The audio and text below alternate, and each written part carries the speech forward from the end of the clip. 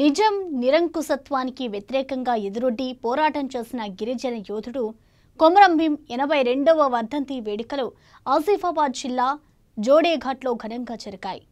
Adilabad parliament సభ్యులు Soyam Bapurao, BJP నాయకులు NRI కంది శ్రీనివాసరెడ్డి కొమరం భీం విగ్రహానికి పూలమాలలు వేసి నివాళులర్పించారు. ఆయన పోరాట స్ఫూర్తిని కొనియాడారు. ప్రతి ఒక్కరూ ఆయన ఆశయాలకు అనుగుణంగా కృషి చేయాలని, తమ హక్కుల సాధనకై అలుపెరగకుండా ఉద్యమించాలని ఎంపీ సోయం బాపురావు పిలుపునిచ్చారు. జల్ జంగల్ జమీన్ నినాదంతో ఆనాడు గిరిజన యువకులను దండుగా మార్చి నైజాం సర్కారుపై తుడుం మోగించారని అన్నారు. గత హామీలను ప్రభుత్వం విస్మరించిందని ఆయన మండిపడ్డారు.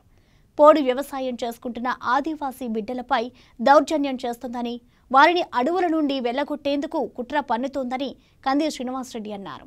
ఆదివాసీ సమస్యలను పరిష్కరించినప్పుడే కొమరం భీముకు నిజమైన నివాళి అన్నారు. ఈ కార్యక్రమంలో బీజేపీ ఆసిఫాబాద్ జిల్లా అధ్యక్షులు కొత్తపల్లి శ్రీనివాస్, నాయకులు నందిరెడ్డి, హరినాయక్, డాక్టర్ మల్లికార్జునరెడ్డి తదితరులు పాల్గొన్నారు.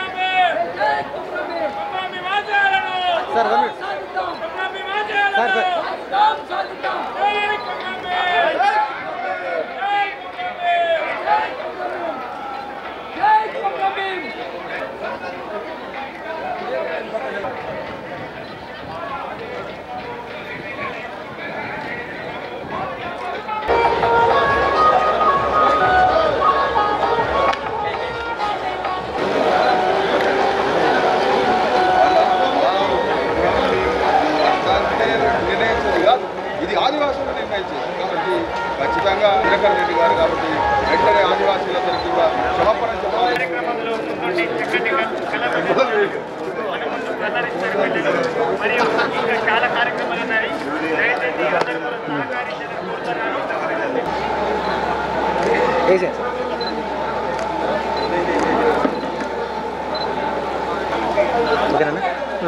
ఓకే సార్, వేసేయండి సార్, వేయండి సార్. దాదా సార్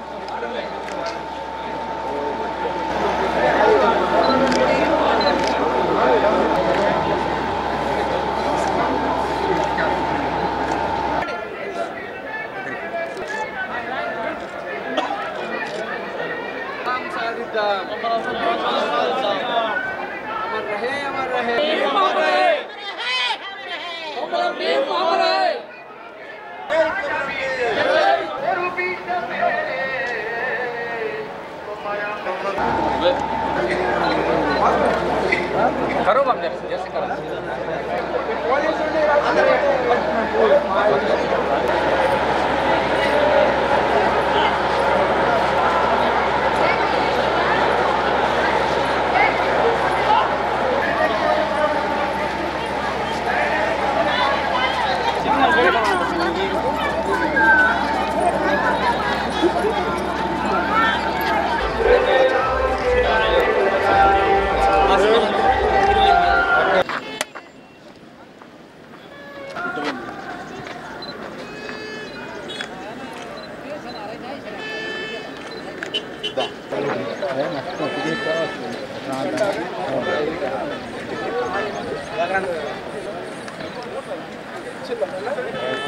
సార్ ఇది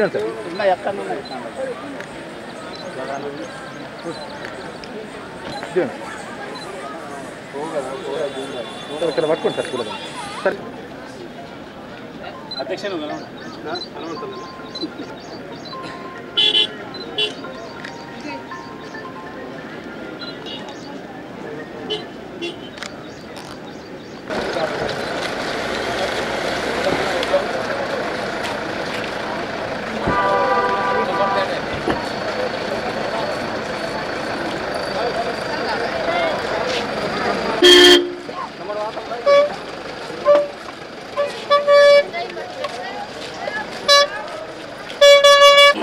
అక్కడ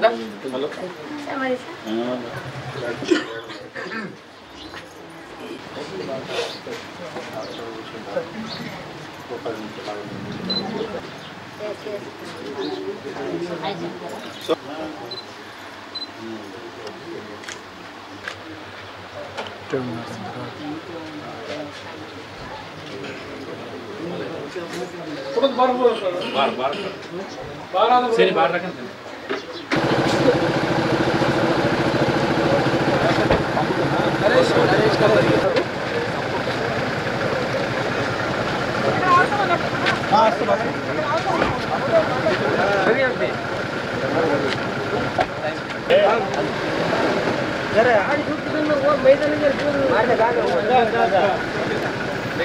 82వ వర్ధంతి కొమరంభీం వర్ధంతి సందర్భంగా నివాళులర్పించడానికి రావడం జరిగింది.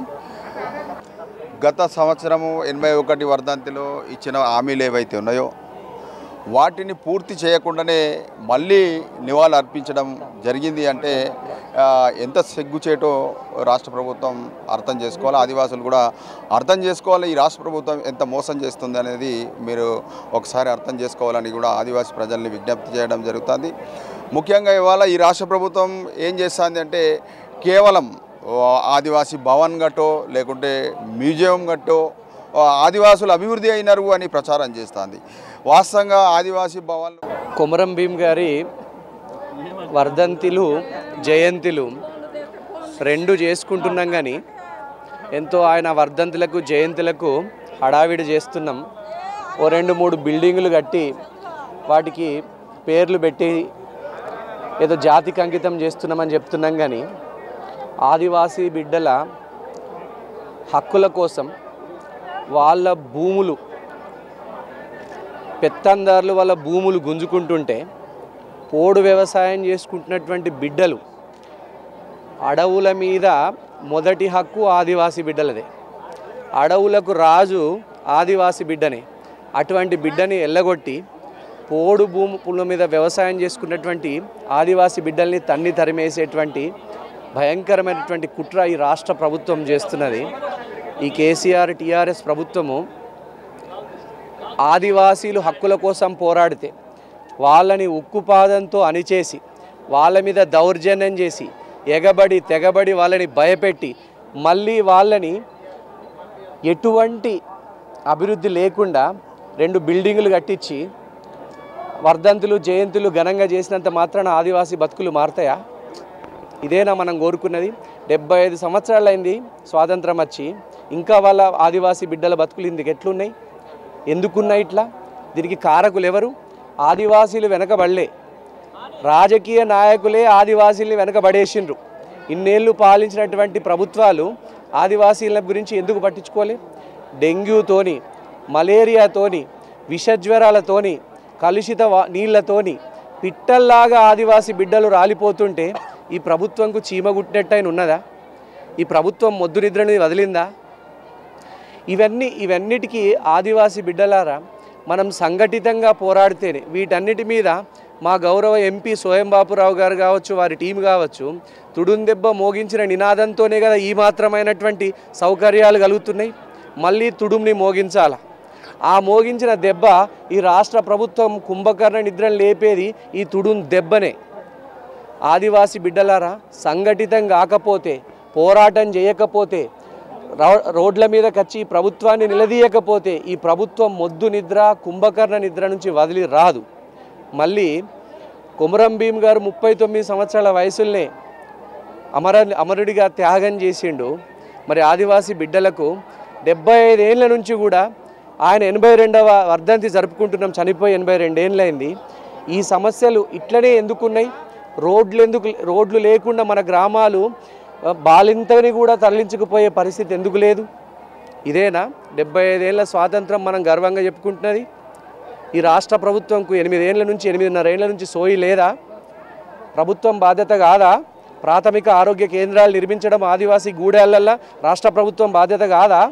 రాష్ట్ర ప్రభుత్వం బాధ్యత కాదా? డెంగ్యూ విష జ్వరాలు రాకుండా ముందస్తు చర్యలు తీసుకునే బాధ్యత రాష్ట్ర ప్రభుత్వంది కాదా? పోడు భూములకు పట్టాలు ఇచ్చేది రాష్ట్ర ప్రభుత్వం బాధ్యత కాదా? 1/70 షెడ్యూల్ని ఆదివాసీల భూరక్షణ షెడ్యూల్ని అమలు చేసే బాధ్యత రాష్ట్ర ప్రభుత్వానికి కాదా? ఈ బాధ్యత నుంచి రాష్ట్ర ప్రభుత్వం ఎందుకు తప్పుకుంటున్నది? నాయకులలో ఈ ప్రభుత్వానికి చిత్తశుద్ధి ఎందుకు లేదు? ఆదివాసీ బిడ్డలారా, సంఘటిత శక్తిగా మరలండి. సంఘటితంగా మీ బిడ్డల్ని 4 బిల్డింగులు కట్టించిండ్రు కదా, మరి 4 బిల్డింగులతోని మీ బతుకులు మారతాయా? స్కూళ్ళు ఎందుకు కట్టిస్తలేదు? స్కూల్ బిల్డింగ్ ఆదివాసీల కోసం ఒక ఆదివాసీ బిడ్డల్ని ఐఏఎస్లుగా ఐపీఎస్లుగా మర్చేటువంటి ప్లాన్ ఏమన్నా ఉన్నదా?